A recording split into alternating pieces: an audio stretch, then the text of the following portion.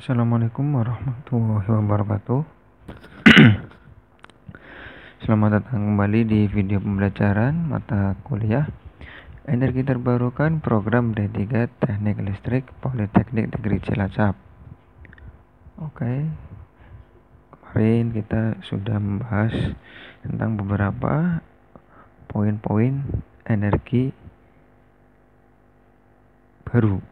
Sudah kita ketahui ada coal liquefaction, coal bed methane, nuklir, dan yang ini akan kita bahas tentang shale gas and shale oil. Shale gas dan shale oil. Yang pertama pada video ini saya akan bahas tentang shale gas. Ada yang pernah dengar kalimat shale gas? Kalau kalian pernah dengar, Shell bukan perusahaan minyak dari Malaysia, itu beda ya. Shale di sini secara pengertian apa itu shale gas? Gas alam, di mana gas alam ini yang mempunyai rumus rantai karbon CnH2n+2. Jadi jika N-nya sama dengan 1 ya CH4 atau metan. Kalau C2 berarti C2H6. Yang utamanya adalah metana dan etana. Ada CH4 dan C2H6, di mana shale gas itu merupakan sumber energi unkonvensional, jadi nggak dipakai secara masif oleh banyak pengguna, dan di mana kita bisa mendapatkan shale gas itu ditemukan pada lapisan batuan sedimen. Sedimen itu batuan yang bertumpuk-tumpuk, di mana berada di kedalaman lebih dari 4.000 kaki dengan nilai permeabilitas rendah dan tersimpan di dalam retakan yang terdapat di batuan sedimen. Jadi kalau batuan ini ada retakan-retakan kayak gini, tapi di dalamnya ya itu ada shale gasnya. Bagaimana shale gas terbentuk? How shale gas former? Gas alam terbentuk dari peroraian zat-zat renik yang tertimbun di dasar lapisan tanah. Lapisan tanah di mana pembentukan gas itu terjadi adalah lapisan batuan sedimen, dan gas alam yang terbentuk bermigrasi ke lapisan batuan sedimen yang lebih poros, yaitu batu kapur dan batu pasir. Bentuk migrasi berarti perpindahannya.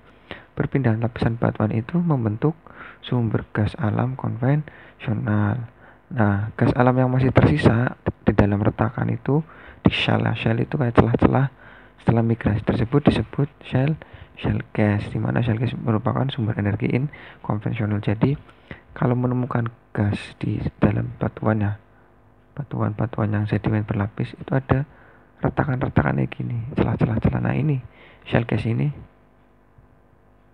ini muncul bukan di wilayah batuan tapi di retakan-retakan kecil, makanya disebut sumber energi inkonvensional. Kalau melihat dari proses mendapatkannya ya, dimana ini unkonvensional melawan konvensional. Ini konvensional ya, ada suatu penambangan dimana ditarik pipa. Di sini ada gas reservoir di dalam sandstone. Kalau shale gas itu penambangannya sampai masuk ke dalam, nanti pipanya itu belok. Di dalam retakan-retakan inilah terdapat shale gas. Ini sumbernya, ini coal bed methane di dalam retakan-retakan batu bara. Nanti ini digambar ya, antara unkonvensional dan konvensional. Nanti bisa dilihat gambar yang lain di Google Gambar, cari aja proses penambangan shale gas, nanti digambar tugasnya, terus dikasih keterangan-keterangannya. Gimana cara proses mining and mining pengambilan shale gas ini ya? Yang pertama harus ada sewa lahan, jadi ada lahan yang kira-kira di dalamnya itu terdapat shale gas. Terus lakukan eksplorasi, kemudian dilakukan pengeboran. Di sini ada vertikal, vertikal yang kayak gini. Terus dilanjutkan pengeboran horizontal, belok di sini. Terus belok, terus baru hydraulic fracturing. Jadi di hidrofrak dipecah, crack gitu. Baru pengambilan gas, terus restorasi sumur, karena yang dibawakan nggak cuman gasnya saja, ada material-material lain, mineral-mineral lain seperti air dan lain-lain. Nanti direstorasi, kalau enggak nanti bisa penurunan tanah. Nah, ini proses pengambilan shell gas. Nanti kalian lihat di YouTube ya, cari link YouTube proses pembentukan shell gas, dimana shell adalah batuan sedimen yang berbentuk butiran halus dengan gas yang terjebak di dalamnya. Nah, ini kata kuncinya, ini terjebak di dalamnya. Nah, di mana nilai permeabilitasnya rendah dan gas tidak bisa melewatinya dengan mudah ya, karena terjebak di retakan-retakan tadi. Jadi kayak kita kalau makan nasi di Magicom itu yang sisa-sisa itu loh. Kita nasi yang besar itu bagaikan reservoir gas. Nah, retakan-retakan yang di samping-samping itu yang ngintip itu namanya shell gasnya itu. Nah, pertama kan ini trapped gas, kita masuk ada suatu lahan untuk proses tambang, kemudian dilanjutkan pengeboran vertikal sampai titik acuan pengambilan shell gas, kemudian dilanjutkan dengan pengeboran horizontal sepanjang shell. Nah, berikutnya yang ketiga ada air, propan dan bahan kemiringnya diinjeksikan ke shell pada tekanan tinggi untuk memecah atau fracking shell. Nah, diinjek, habis itu gas dapat dihisap dan diambil bersamaan dengan air, limbah hasil injeksi bahan kimia. Air limbah akan ditampung dan ditreatment terlebih dahulu. Jadi ya dipancingnya gitu, model mancing. Nanti kalau gambar kurang begitu jelas, kalian bisa lihat di YouTube ya, visualisasi proses pengambilan shell gas. Adapun sesuatu yang ditambang pasti mempunyai faktor-faktor atau dampak-dampak terhadap lingkungan sekitar. Nah, dimana outlook daripada dampak lingkungan dari proses shell gas ini potensi pencemaran air tanah, dimana air tanah yang didapatkan kan tercemar oleh bahan kimia yang tadi diinjeksikan, rusaknya ekosistem alam liar, adanya aktivitas tambang sehingga menyebabkan perubahan ekosistem di sekitar wilayah penambangan dan terganggunya kehidupan masyarakat ya, mulai dari adanya polusi air tanah, terus polusi suara mungkin, dan polusi udara. Nah, dampak lingkungan yang pasti pertama ada bahan kimia tadi yang digunakan untuk fracturing dapat menembus ke lapisan aquifer. Nah, kebocoran dari proses cementing berarti kan pengeborannya tadi kan di pipa ya, di pipa di semen biar ada pola pembentukannya, juga berpotensi mencemari sumber air tanah. Terus limbah fracturing fluid tadi, hasil fracturing yang fluid yang berbentuk cair kimia hanya ditampung di atas permukaan tanah sampai bisa digunakan lagi untuk fracturing berikutnya, jadi diputar-putar.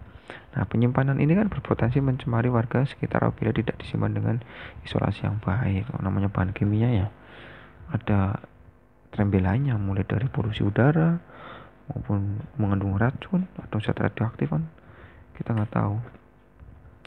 Dampak terhadap ekosistem dari proses kegiatan penambangan shell gas ini ya, proses pengeboran yang pastinya dapat merusak lahan atau batuan yang mungkin berisi mikroorganisme. Nah, kalau suatu mikroorganisme terganggu, maka terganggulah mikroorganisme yang lain sehingga terjadi perubahan ekosistem. Makanya ada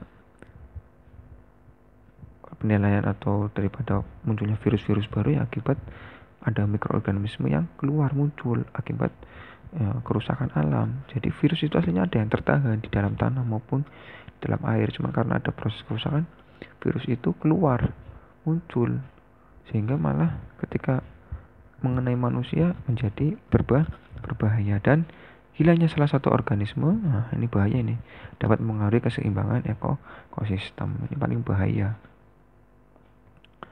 Nah, dampak terhadap komunitas. Suatu komunitas yang pertama, isu terkait kehidupan masyarakat yang harus diperhatikan. Pertama, potensi jalan rusak akibat kegiatan penambangan itu pasti. Kemacetan lalu lintas, kebisingan, debu, penyakit akibat air yang tercemar. Dan masalah non teknis di atas harus dipertimbangkan saat akan memulai eksplorasi. Nah, adapun keunggulan daripada shell gas ya, pemanfaatan gas alam yang menghasilkan emisi yang relatif lebih bersih, produksi hasil konsumsi hanya CO2 dan air. Nah, tidak seperti batu bara yang memiliki hasil samping seperti fly ash dan bottom ash. Keunggulan lain tidak berkontribusi terhadap kabut asap, melepaskan sangat sedikit NOx, natrium oxide, dan nyaris tidak ada partikular matter. materi kecil-kecil yang terbawa. Dapat digunakan sebagai bahan bakar kendaraan menggantikan bensin dan solar. Nah, ini mengapa pengembangan shale gas mempengaruhi harga minyak dunia? Analisis masalahnya. Nah, ini pada tahun 2012 sampai 2015 kan harga minyak turun. Pertama, adanya oversupply sehingga penambangan secara konvensional untuk minyak itu kelebihan. Suplai minyak dari negara-negara OPEC dan USA melimpah. Namanya penambangan minyak kan nggak bisa disimpan, nggak ada hari libur karena oversupply ya nggak bisa. Oversupply shale gas sebagai alternatif. USS sebagai apa? Bisa mengekspor konvensional oil karena sudah menghasilkan sumber energi non konvensional. Jadi hanya negara USA ya dengan teknologi yang maju yang hanya menggunakan energi non konvensional berupa shale gas and shale oil. Terus penurunan permintaan akibat adanya ekonomi global, di mana daya beli melemah dan permintaan cenderung tetap. Terus situasi ekonomi di Cina kan salah satu utama ekonomi dunia ya, adanya penurunan aktivitas dan adanya Iran faktor. Nah, ini negara-negara Timur Tengah yang bisa memproduksi minyak dalam jumlah banyak dan adanya persetujuan nuklir untuk mendorong Iran mampu mengekspor minyak lebih banyak. Nah, sebelum ke shale oil, kita akhiri dulu untuk pembahasan shale gas. Nanti shale oil pada video pembelajaran berikutnya. Untuk tugas nanti sekalian digabung aja ya dengan tugas yang shale oil. Nanti dicek di classroomnya. Sekian perkuliahan untuk mata kuliah video pembelajaran yang terbarukan tentang shale gas.